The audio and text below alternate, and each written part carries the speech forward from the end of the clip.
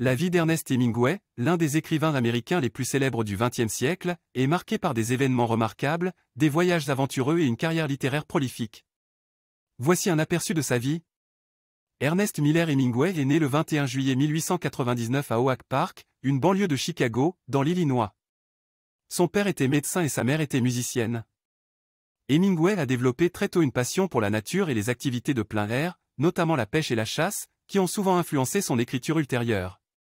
Après avoir obtenu son diplôme d'études secondaires, Hemingway a travaillé comme journaliste pour le Kansas City Star. Cette expérience a façonné son style d'écriture concis et dépouillé, caractéristique de son œuvre littéraire. Pendant la Première Guerre mondiale, il s'est porté volontaire comme ambulancier de la Croix-Rouge et a été blessé lors d'une mission en Italie. Ces expériences de guerre ont profondément marqué Hemingway et ont influencé son travail, notamment son roman « L'adieu aux armes ».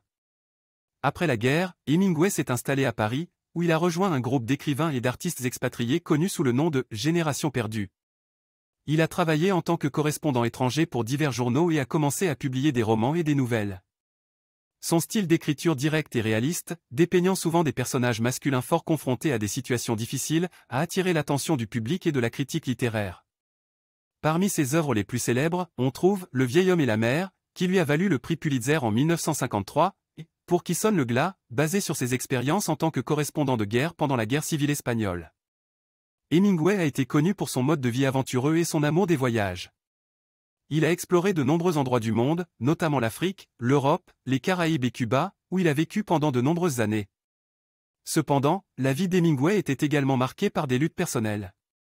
Il a eu plusieurs mariages et divorces, et a lutté contre la dépression et l'alcoolisme tout au long de sa vie. En 1961, Hemingway s'est suicidé à son domicile de Ketchum, dans l'Idaho. Malgré sa fin tragique, Ernest Hemingway laisse un héritage durable dans la littérature américaine.